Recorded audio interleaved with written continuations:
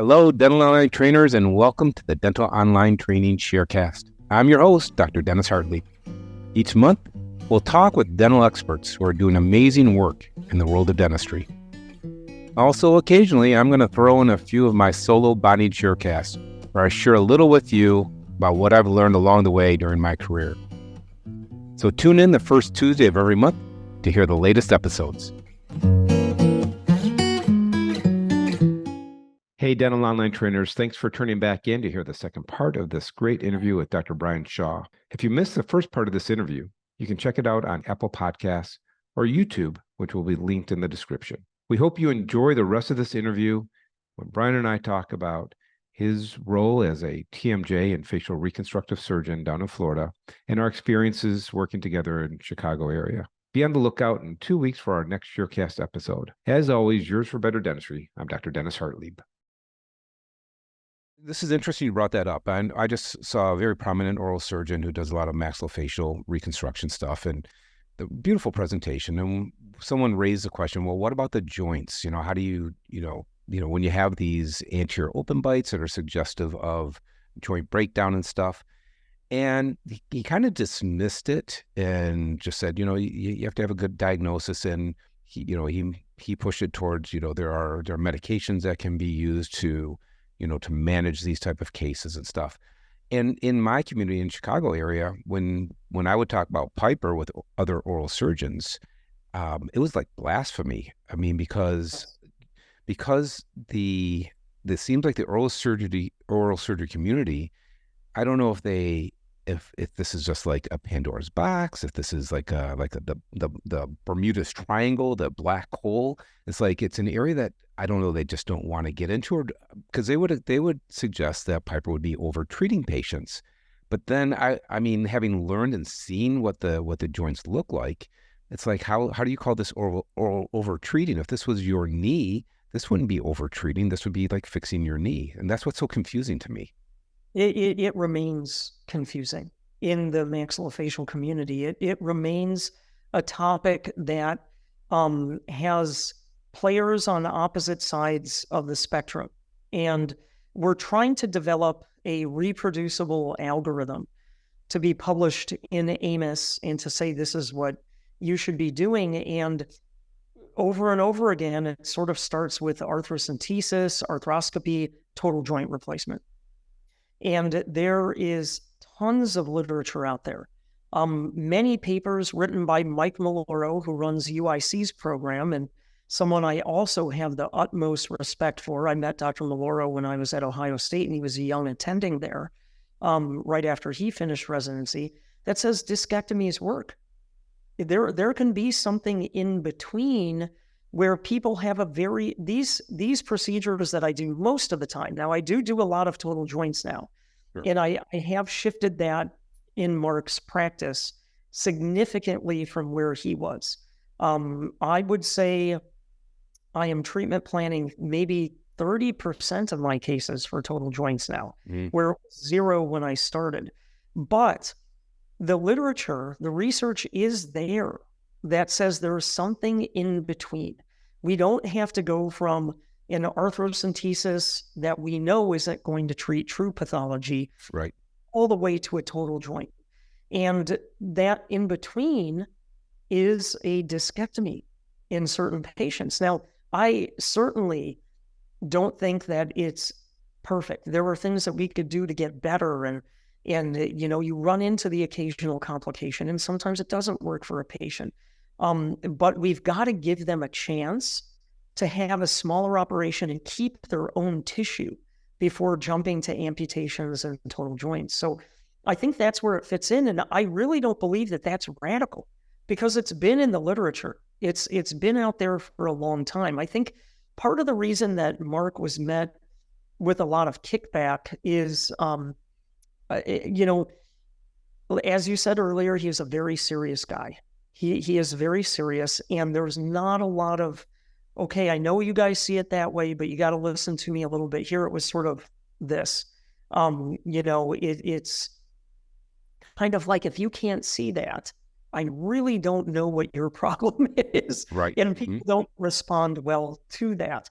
So I think that that could be part of it. Um, this is a funny story. I did a lecture for Dr. Mckee's study club a number of years ago, and I was in Downers Grove, and I gave the lecture, and Kurt Ringhofer said to me, well, you know, Brian, you ever think that the jaw is asymmetric because one side is dissolving and it's not that the other side is overgrowing? And I said this because this was before I knew Mark. Well, if that's the case, Kurt, we're learning about it for the first time here at Downers Grove. And sort of like, well, it's nowhere in my literature that that's the case. If it's not a fracture, then it's because one side is overgrowing. And that's this concept that Mark always talked about with an opportunistic joint. If it happens in a kid, one side is displaced, the other disc is good, and they get opportunistic growth. Yeah. It's not hemimandibular hyperplasia or hypertrophy or elongation. Right. So really, really funny. But I'd never heard of it. So just naturally, I kind of jumped at him. And Kurt still makes fun of me about that.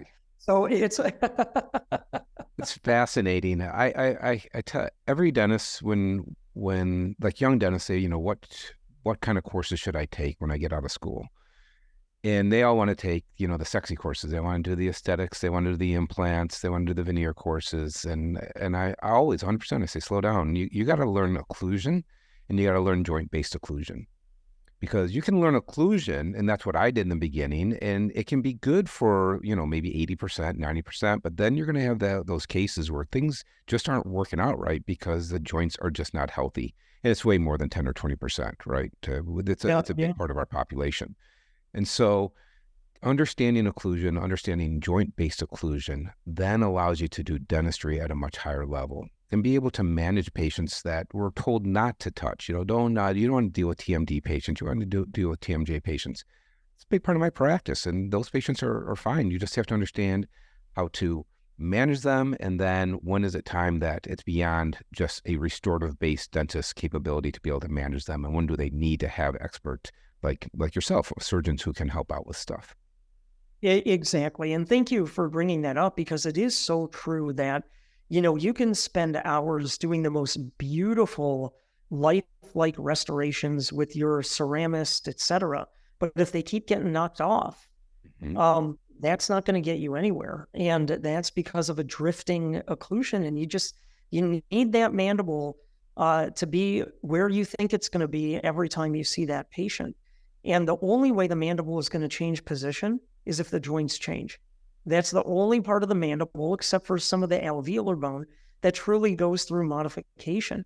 So I think it is so absolutely important to just quickly get a handle on that, understand in your own mind what algorithm you use when you see these patients, so that when you do your dentistry or you're doing your orthodontics, it stays there. And you don't have to go to bed at night and say, I hope I retire before they call me back. You know, so absolutely. And you know, you brought up orthodontics, and I think that's one of the really keys with all this. And orthodontists need to get into the understanding that the orthodontics is joint based, and they're too often just, you know, tooth occlusion based. And there's so many cases that come in that they're just post orthodontics, and there's an incredible MIP to, you know, CRMIP slide that where the bite is just not, you know, it's so far off. And, you know, they say, oh yeah, I have a dual bite, and there'll be all sorts of, you know, explanations. But the reality is understanding that there could be some joint issues as we're working with our patients, I think is foremost and needs to be at the front of our brain when we're working out these cases. Yeah, absolutely. It needs to be part of the checklist, like any other checklist. Can I move forward? Yes, the periodontium is stable. There's no active infections. We've taken care of all the things we've all learned in dental school. Now let's think about that as well. That's another part of your health assessment is the joint stable, so you can do all the beautiful work that you do.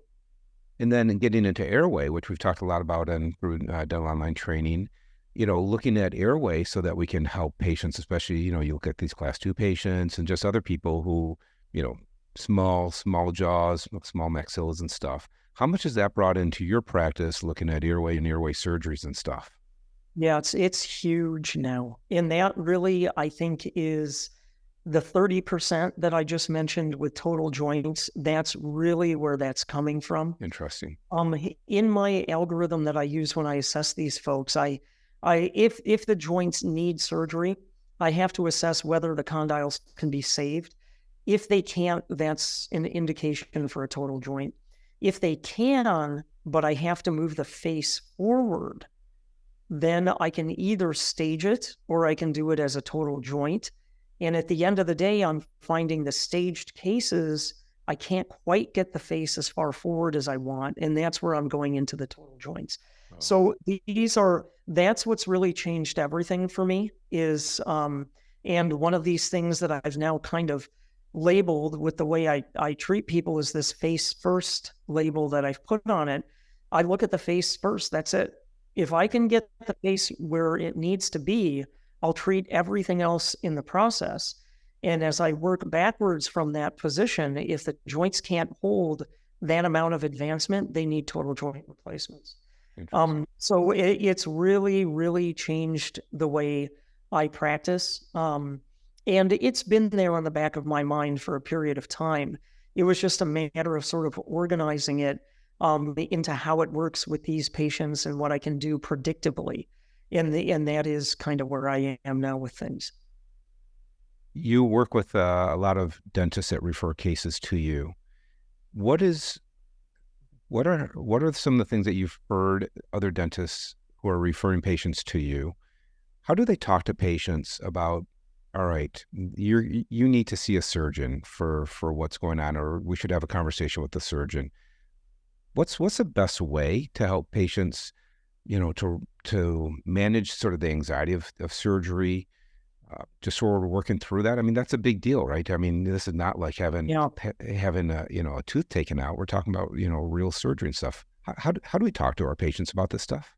That's a really, really great question. And when I'm working with new referrals, that's the first thing they ask me. Number one, they're afraid to tell their patient this. They take it as a personal failure, and it's not. They're afraid that the patient is going to say, well, why are you telling me this now and not 5 years ago when I met you? Well, now we know more, and now things have presented themselves, and we've tried conservative things, and you're still coming to me every year when you're getting your prophy saying, I'm uncomfortable, and I keep looking at your bite, and I'm replacing the same crown because you keep breaking it. At this stage, this is a real issue. Now, the beautiful thing, and again, this is all testament to Mark because he did all the pioneering work. I can tell them 98.5% of the time, these operations are incredibly predictable. You get better. You get better. There's minimal surgery really with this. Depending on what procedure we use, it's all for the most part predictable. The pain is well managed, but you owe it to yourself as the patient to at least get assessed and give yourself a chance to living a normal life. Again, like you said earlier, if this was a knee, you would never tell a 17-year-old, you tore your ACL, I guess you're never going to go up a flight of stairs again. You just never say that. Or I see your bike in the background, you're never going to go cycling again because you tore your ACL. We're sorry. No, the orthopedic surgeons know how to fix you. Well, so do we. We can get you better. So I think there has to be a level of saying that this is serious and it needs at least an assessment. And if you do require surgery, which is not undertaken without a lot of time and effort and talk and diagnosis, your results are probably going to be very, very good. And then there are people like Jim Mckee. And Jim has gotten so good at this and used to it. When his patients come down, they almost say to me, yeah, you want me to go through a full day of consultation? I already know what I need. Just sign me up. And so Jim has gotten so good at understanding this process, and patients trust him so much. And again, it's because he's so honest and open with his patients that they don't think of it as a burden. They're excited to come down. They're ready. Yeah. So I think to summarize that, it's really, you see it as the doctor, the patient owes it to themselves to get taken care of or at least assessed, and then having the confidence to tell them that you're going to come back better than you were before. I think those are the biggies. I just referred a patient down to Brian who I had done some composite veneers on maybe about 7, 8 years ago. And fortunately, we document our cases with photographs. And she's been a regular patient in the practice. We're doing hygiene. I had made her a splint. And she was in for hygiene just like a year ago, 6 months ago. And I'm doing them. And I have them bite together as I'm checking everything. I'm like, I don't remember you having an anterior open bite like this. And I asked her, I said, do you feel like your bite has changed? And she's like, I don't know. And so I went back and I said, I don't remember your bite like this. And sure enough, I went, because I would have recognized an anterior open bite like what she had. Went back, I found my old photos from 7 or 8 years ago, and she did not have an anterior open bite. And so this was like, but it had been happening in the practice. I didn't notice it. It just been, and I don't know for how long. I mean, her discs are really bad. So her discs had been bad for a long time. Now she's having bone changes, and I just didn't notice it. And so she sort of asked, like, well, how long has this been going on? And I'm like, I don't know. And I apologized. I said, I'm sorry, I didn't notice this going through, but it is definitely changing. And, the good news is now I got a guy that's got, maybe a better bedside manner. And I think also face first, I think that is actually an issue also. And you brought that up, looking at how cosmetically things are going to be looking as you're reestablishing better, healthier joint areas. Yeah, absolutely. And really, as I said, that was originally my missing link, is how do we make orthognathic surgery more stable? How do we fix craniofacial problems in a stable way? And that's now really where I'm swinging this practice is we have to treat everything. You're going to get there if you get the skeleton back to where it should have been, if they didn't have their trauma, their growth discrepancy because of joint pathology, whatever the case may be. If you get that back, all those other things are going to fall into place. But yeah, it's a tough conversation, I think, to have with someone if this is not the way you've been approaching things. But you gently bring it into the practice, and you use someone like Jim or you or any of the other folks, or Kurt that we work with that talks to folks about it all the time, and learn from you guys, because you do it very well. For everyone out there, dental online trainers, if you want to learn more about sort of managing these TMD patients, TMJ patients, we have 3 great courses from Dr. Mckee. We're getting a couple more from him. But the first is sort of like having like the first examination. And we have both his presentation, and then we have a live patient that he's doing the examination on.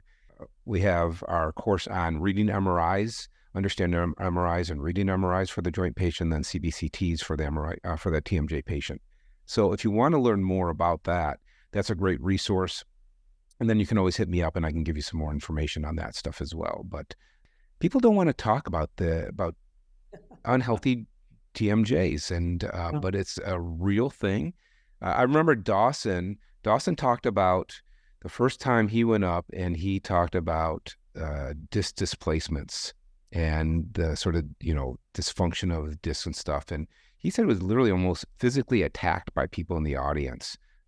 And so pioneers, man, they really suffer some of the, the retribution from the audience and stuff like that. And so, Piper really hung in there. And I think what I love is how you've been able to modify and then bring in some of the things that he was not necessarily doing, and just really just making it more complete, especially like with Airway and some of the other stuff, the total joint stuff that we talked about.